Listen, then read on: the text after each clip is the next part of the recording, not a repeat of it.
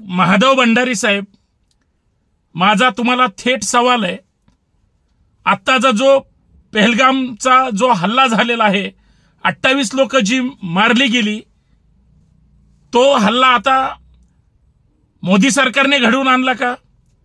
भाजप सरकारने घडवून आणला का? तुमच्या सरकारने घडवून आणला का? पण या सगळ्या 26 अकराच्या हल्ल्यामध्ये सत्ताधारी काँग्रेस आणि राष्ट्रवादी काँग्रेस यांचा वाटा होता हे निश्चित आहे. सत्ताधारी काँग्रेस आणि राष्ट्रवादी काँग्रेस यांचा वाटा होता हे निश्चित आहे. मी कुणाचाही हात आहे असं कधीही बोललो नाही, पूर्वी बोललो नव्हतो, आजही कालही बोललो नाही, आजही बोलणार नाही. मी कुणाचाही हात आहे असं कधीही बोललो नाही, पूर्वी बोललो नव्हतो, आजही कालही बोललो नाही, आजही.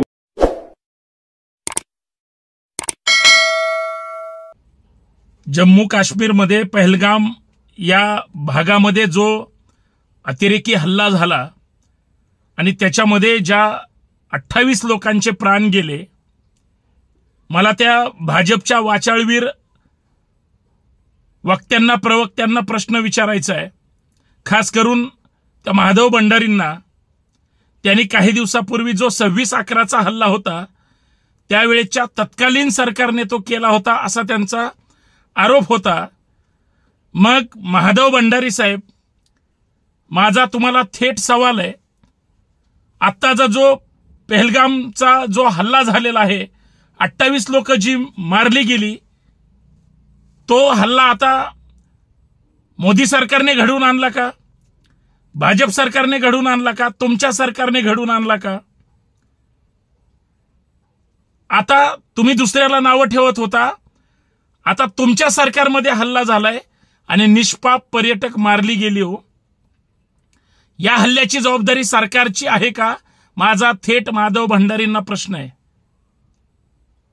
अरे, एखाद्या हल्ल्याचं, जो आपल्या देशावर झालेला हल्ला असतो, आपल्या लोकांना मारलेलं असतं, आणि तुमच्या घाणेरड्या राजकारणासाठी तुम्ही आत्ताचं सरकार असू द्या किंवा पहिलं असू द्या, कुठलंही असू द्या, परंतु त्या सरकारवर तुम्ही आक्षेप ठेवता. मग तसं तुम्ही दुसऱ्यावर नावं ठेवता. भारतामध्ये, महाराष्ट्रामध्ये आणि बऱ्याच लोकांमध्ये कुरबूर आहे, कुजबूज आहे, खास करून की हा सुद्धा काय घातपात होता का? निवडणुका डोळ्यासमोर ठेवून हे काही षडयंत्र आहे का? कारण काही लोकांचे ट्विट, काही लोकांचे फेसबुक पोस्ट अशा फिरतायत की ह्या हल्ल्याची सुद्धा सरकारला कुणकुण होती, म्हणूनच जो जम्मू काश्मीरचा दौरा होता तो विश्वगुरूंनी रद्द केलेला आहे. आता मला प्रश्न अजून एक पडलाय, मला महादेव भंडारीलाच प्रश्न विचारायचा आहे. भंडारी साहेब, विधान परिषद मिळाली नाही, फक्त नाव आलं होतं इच्छुक म्हणून. मला दुःख तुमचं माहिती आहे, पण माझा तुम्हाला प्रश्न आहे की आता हा सुद्धा जो हल्ला झाला, गुप्तचर यंत्रणा तुमची काय रॉ असेल, अजून कुठल्या एजन्सीज असतील, सेंट्रल, मी राज्याचं तर बोलतच नाही, आणि जम्मू काश्मीर सगळ्यांनी लक्षात ठेवा केंद्रशासित प्रदेश आहे. जसं दिल्लीमध्ये सगळ्या पोलिसांवर कंट्रोल हा केंद्र सरकारचा आहे थेट, तसाच जम्मू काश्मीरमध्ये जी काही मिलिटरी आहे, जी काही फोर्स आहे, ती सुद्धा केंद्र सरकारच्याच अधिपत्याखाली आहे.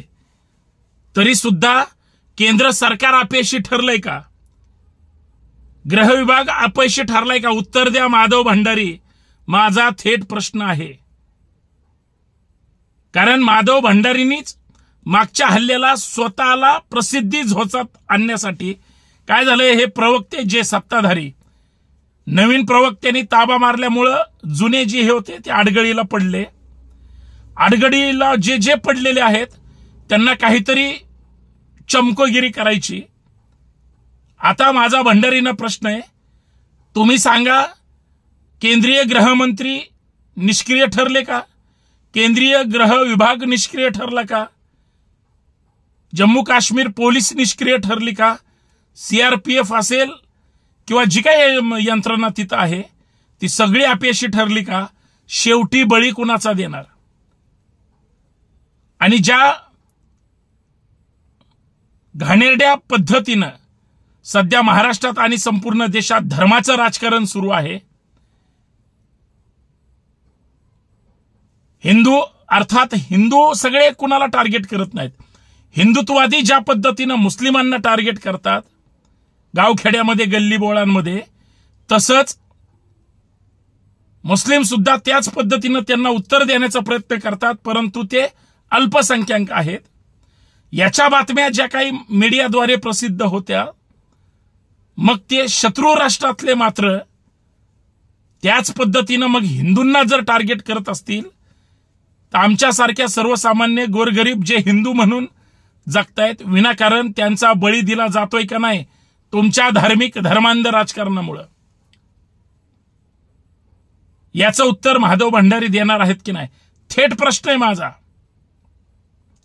कारण महादेव भंडारी ज्या पुस्तकाच्या प्रकाशनाला गेले होते, तो सुद्धा व्यक्ती कुठल्या तरी आरोपामध्ये होता. म्हणजे एखाद्या सस्पेक्टच्या आरोपीच्या पुस्तक प्रकाशनाच्या कार्यक्रमाला महादेव भंडारी जातात, जामिनावर आलेल्या, नंतर काय त्याच्यात क्लीन चिट मिळाली हा बाकीचा संशोधनाचा विषय, पण आरोपी म्हणून तरी त्याच्यावर त्या नजरेने पाहिलं गेलं होतं का हो महादेव भंडारी? ते तुम्हाला चुकीचं वाटत नाही का? याच प्रमुख विषयावर चर्चा करण्याची माझी इच्छा आहे, म्हणून मी चर्चा करतोय. सर्वांना सप्रेम जय जाऊ, जय शिवराय, जय महाराष्ट्र, जय संविधान. वाईट पद्धतीनं हल्ला झाला पहलगाम गावामध्ये, आणि ज्या पद्धतीनं ठरवून माणसाला आपल्या महाराष्ट्रातल्या खास करून निष्पाप लोक मारली गेली. मी कुठल्या जातीची आणि धर्माची चर्चाच करत बसत नाही, आणि ज्यांना कुणाला वाटतंय की तो अशा पद्धतीनं नावं विचारून केला, त्याच्यात मुस्लिम पण मारले गेलेले आहेत हे पण विसरू नका. दहशतवादी विकृत असतात, नालायक असतात, नीच असतात, त्यांना ठेचलंच पाहिजे. दहशतवाद्यांना त्या पाकड्यांचा माज जिरवणार आहे का नाही केंद्र सरकार? मी तर म्हणतो पाकिस्तानच्या मुसक्या आवळल्याशिवाय, जशास तसं उत्तर दिल्याशिवाय, जे काही 56 इंचाच्या छातीचे जेवढे काही नेते आहेत त्यांनी आता पोलादी पुरुष व्हावं आणि पाकिस्तानला जशास तसं उत्तर द्यावं. विनाकारण आमच्या निष्पाप लोकांचा जीव हा वर आलेला नाही. पण धर्माच्या नावावर राजकारण करणारे जे वाचाळवीर आहेत, घाणेरड्या राजकारणाचं भांडवल करून जे काही चुकीच्या पद्धतीनं हे करतात, माझा थेट सरकारला प्रश्न आहे की जे जे वाचाळवीर आहेत त्यांना एकत्र करा, त्यांची यादी करा, आणि भारतीय सीमेवर देशाचं रक्षण करण्यासाठी या वाचाळवीरांना पाठवा. इथं फार टिवटिव करतात, तिथं जाऊन ह्यांची काय भूमिका असेल हे सुद्धा तपासलं पाहिजे. फक्त ह्यांचा विष कालवण्यात दम आहे, वाद लावण्यात दम आहे, बाकी काय नाही. धर्मांध राजकारण करून ह्यांना परिस्थिती फक्त अस्वस्थ ठेवायचे हे विसरू नका. पण मित्रांनो, या सगळ्या गोंधळामध्ये देशाची शांतता विखरून टाकली जाते, म्हणजे विखरली जाते. थोडक्यात लोकांमध्ये भेदभाव केला जातोय. पण तिकडं जम्मू काश्मीरवर हल्ला होऊ द्या किंवा इतर संपूर्ण राज्यांमध्ये किंवा देशभरात हाय अलर्ट केलेलंच आहे, पण देशासाठी सगळ्यांनी एकत्र मिळून सत्ताधाऱ्यांनी आता त्या आरोपींना, त्या अतिरेक्यांना, त्या पाकड्यांना जशास तसं उत्तर दिलं केलं पाहिजे. परंतु वाचाळवीरांना सुद्धा मुसक्या आवळल्या गेल्या पाहिजेत, हे सुद्धा तेवढंच खरं आहे आणि उत्तर अपेक्षित आहे.